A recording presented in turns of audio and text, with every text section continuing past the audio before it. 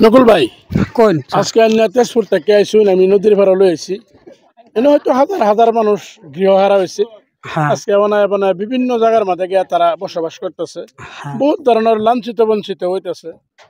কিন্তু তার মাঝে দাও নদীর যে একটা প্রাকৃতিক দৃশ্য এই হ্যাঁ দৃশ্যটা এনে দেখে কিরম লাগলো মানে কইতে গেলে কি কথা বহুত ধরনের কথা পড়ে জি কিন্তু যেহেতু বহুত মানুষ আর কি যে বহুত কষ্ট দুঃখ বহুত কিছু করে এন থেকে জায়গা থেকে সরে গেছে নদী ভাঙ্গা সাইড করে নিছে আর যেহেতু ওহন যে লোকটা আর কি তো দেখতে মানে খুবই আনন্দ লাগছে খুবই ভালো লাগছে আর আমি দেখলাম দৃশ্যটা তো আমি ভাবতেও পারছি না যে এই জায়গাত আইনের বারাত আইলে যে এই জায়গাতে নিয়ে আমরা লই আইবেন এরকম সুন্দর জায়গাত লই আইবেন কিন্তু জায়গাটা দেখে খুব সুন্দর লাগছে খুব ভালো লাগছে অ্যাকচুয়ালি কি আরেকটা দুঃখ লুকায় রয়েছে এনে বহুত গরিব ধনী বহুত মানুষ এনে বসবাস করতো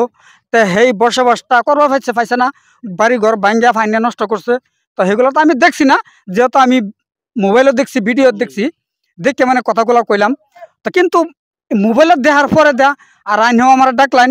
যে নকুল ভাই আমরা বেড়া যাই যেহেতু বেড়াইছি আর জায়গা দেখা জায়গাটা আমার খুব ভালো লাগছে মাশাআল্লাহ এখন দেখাইতেছি আমরা লগে আবার খলিল ভাই আছে হাট্টা খলিল বললেও কইলেও ভুল হইতো না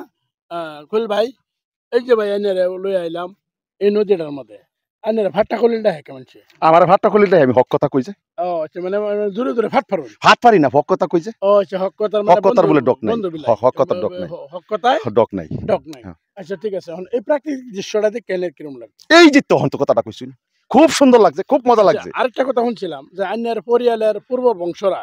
এই নদীর এই দমকরা সরেন যে নদীর এনে আসিন হেরার বাড়ি ঘর ভাঙিয়ে নিছে গা ওদিকে আজকের দিন এনে কি করবেন তারা সেটা লাগেই কইবার চাই কোন ভাই আমরা আসলে জেনে তেনে মানুষ কান্দুন না যাবা কাঁদতাম না কান্দুন। আমরা জেনে তেনে মানুষ আসতাম না কান্দা তো নদী তো পানি নদীর পানিতে তো জল চুয়াই গেছে কান্দা নাই তো আমরা জেনে তেনে আসতাম না আমরা পূর্বপুরুষের বংশটার মধ্যে অবশ্য গুন্ডা আছেন না কিন্তু জেন দেখেছে রাস্তা ভাগ হয়ে গেছে গা আর বহুত সম্মানীয় ব্যক্তি আছে চাউরিয়াল আছেন আজকে এই নদী দেওয়ার পরে দেখ আজকে আমরা দুর্দশাটা অতখানি খারাপ হয়েছে কান্দুন না যাবা কান্দি না আচ্ছা আজকে মাটি শপথ দিছে গা এই যে কথা কথা কথা যে ধন আছে যার মান আছে তার ধন নাই যার মাল নাই তার আজকে এই নদী ভাইগে যাওয়ার পরে দে আমরা তো সব অস্তিত্ব গেছে গা যাওয়ার পরে এই নদীর কাছে এই একটা বাড়ি বাড়ছি বাড়ি বাড়ায় থাই বাচ্চা তারা কত সম্মান করতো অন্যায় আবার আপনারা জিগায়ও না আজকে যেমনি আনছে ভিডিও বাড়াচ্ছি নদীর মনোরম দৃশ্য হয় তা তারা কেউ লাগিয়া এই নদীটা কেউ লাগিয়া বলে মনোরম দৃশ্য দেখবার সেই সন্ধ্যার টাইমে লাল ছায়াটা পরে তোলে সূর্যটা পরে এটাও দেখবার কিন্তু যে বলা দেখবার হারিয়ে এই যে আইনের মতন মোবাইল ধরিয়া হাই গাইস করে হারিয়ে নদীর কাছে এরকম ঘটনা দেখতেছে কান্দুন না যাবা কান্দুন এই নদীর মাঝে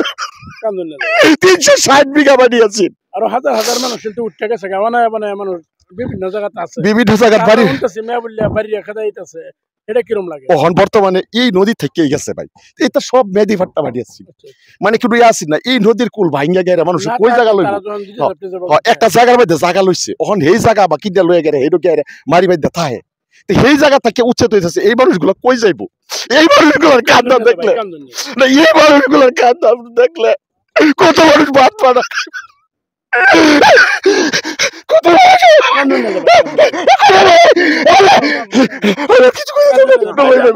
আমি কই বলতাম না এই মানুষ